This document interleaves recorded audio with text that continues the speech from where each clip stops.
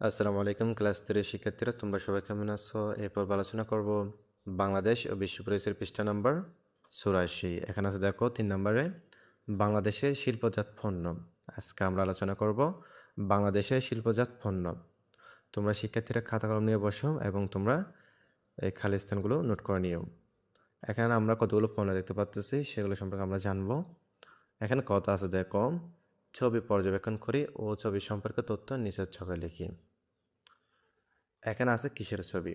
প্রথমে যে ছবিটা আছে এটি হচ্ছে কি পোশাক বা কাপড়। এরপর এরপর আমরা দেখতে পাচ্ছি দেখো প্রসাধনী, প্রসাধনী অর্থাৎ বিভিন্ন ধরনের ক্রিম। এরপর আমরা দেখতে পাচ্ছি রড ও সিমেন্ট, সিমেন্ট নির্মাণ সামগ্রী। এরপর যে ছবিটা আমরা দেখতে পাচ্ছি এটা হচ্ছে কি খাবার লবণ বা চিনি। এরপর আমরা যে ছবিটা দেখতে পাচ্ছি এটা হচ্ছে কি ওষুধ, ওষুধের ছবি। এরপর যে ছবিটা আছে একদম শেষে এটি হচ্ছে কি সার, সার প্রয়োগের ছবি, অর্থাৎ বিভিন্ন ধরনের সার থাকে। এখানে আছে দেখো কারা তৈরি করেন, এগুলো কারা তৈরি করেন? এগুলো হচ্ছে কলকারখানা শ্রমিক বা কারিগর, তারা তৈরি করেন। এরপর এখানে আছে এগুলো কী ধরনের পণ্য? এগুলো শিল্পজাত পণ্য। তাহলে শিক্ষার্থীরা তোমরা এগুলো নোট করো নাও এবং তোমরা এগুলো ভালো করে দেখে নিবা। বাংলাদেশের প্রধান শিল্পজাত পণ্য হলো তৈরি পোশাক, চিনি, সিমেন্ট, সার ও ওষুধ।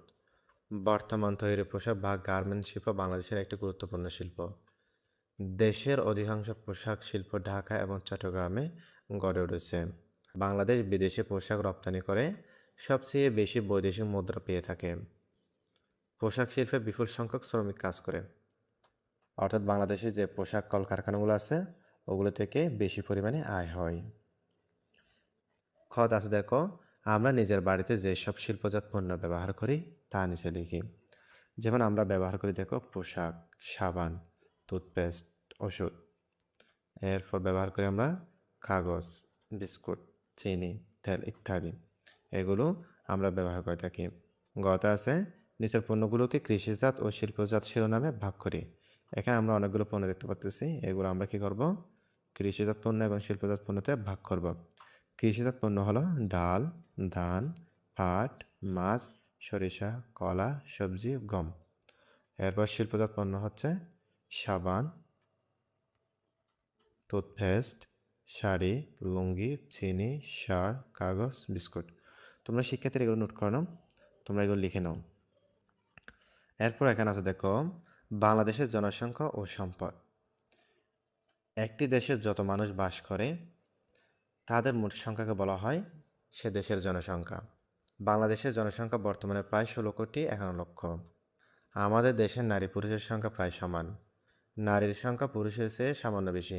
নারীর সংখ্যা প্রায় 8,34,00,000 এবং পুরুষের সংখ্যা প্রায় 8,17,00,000। পৃথিবীর সব দেশের জনসংখ্যা সমান নয়, কোনো দেশের জনসংখ্যা বেশি আবার কোনো দেশের কম। জনসংখ্যার দিক থেকে বাংলাদেশের অবস্থান সব দেশের মধ্যে অষ্টম, অর্থাৎ আমাদের বাংলাদেশের অবস্থান কত? অষ্টমতম। অর্থাৎ বিশ্বের আমার বাংলাদেশের অবস্থান কত? অষ্টমতম। আমরা প্রতিদিন আমাদের প্রয়োজনে জমি, পানি, প্রাকৃতিক গ্যাস, জ্বালানি তেল ইত্যাদি সম্পদ ব্যবহার করি। জনসংখ্যা বেশি হলে এইসব সম্পদও বেশি ব্যবহার করা হয়। তবে মানুষ নিজেও সম্পদ হয়ে উঠতে পারে, কারণ তার কাজ করার ক্ষমতা ও মেধা রয়েছে। একজন দক্ষ কর্মী একজন অদক্ষ কর্মীর চেয়ে অনেক ভালো, অর্থাৎ অনেক ভালোভাবে কোনো কাজ করতে পারে। শিক্ষিত ও দক্ষ মানুষ হচ্ছে মানব সম্পদ। তাদের শিক্ষার্থীরা শিক্ষিত ও দক্ষ মানুষ হচ্ছে কি মানব সম্পদ। বাংলাদেশের জনসংখ্যা বেশি হওয়ায় বেশি মানব সম্পদ হওয়ার সুযোগ রয়েছে। যে দেশে মানব সম্পদ যত উন্নত সে দেশ তত উন্নত। কথা আছে জনসংখ্যা সম্পর্কে তথ্য খুঁজে বের করি ও নিচের ছকে লিখি। তাহলে সেক্ষেত্রে আমরা মোট জনসংখ্যা পেয়েছিলাম কত? 16,51,00,000। নারীর সংখ্যা পেয়েছিলাম প্রায় 8,34,00,000 এবং পুরুষের সংখ্যা পেয়েছিলাম প্রায় 8,17,00,000।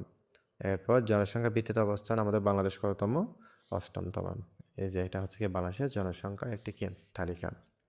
বাংলাদেশের সব জায়গায় জনসংখ্যা একরকম নয়, কোনো জায়গায় বেশি মানুষ বাস করে, কোথাও আবার কম মানুষ বাস করে। বাংলাদেশের কোন বিভাগের জনসংখ্যা কেমন তা নিচের মানচিত্রে দেখে নিই। বাংলাদেশের জনসংখ্যা, এটি হচ্ছে মানচিত্র বাংলাদেশের। এগুলো দেখতে বলছে আমাদেরকে, তোমরা শিক্ষার্থীরা এগুলো ভালো করে দেখে নেবে। এবং এখানে কতগুলো নাম আছে: রংপুর, ময়মনসিংহ, সিলেট, রাজশাহী, ঢাকা, খুলনা, বরিশাল, চট্টগ্রাম এগুলা। খতে বলেছে বাংলাদেশের মানচিত্রটি পর্যবেক্ষণ করে বিভাগের জনসংখ্যা অনুযায়ী ক্রম অনুসারে বেশি থেকে কম বিভাগের নাম খালি করে লিখি। প্রথমে আমরা লিখতে পারি সবচেয়ে জনসংখ্যা বেশি আছে কোথায়? ঢাকা। এরপর আমরা লিখতে পারি চট্টগ্রামে, এরপর রাজশাহী, এরপর রংপুর, এরপর খুলনা, ময়মনসিংহ, সিলেট, বরিশাল। তোমরা শিক্ষার্থীরা এগুলো এভাবে ভালো করে দেখে নিবে।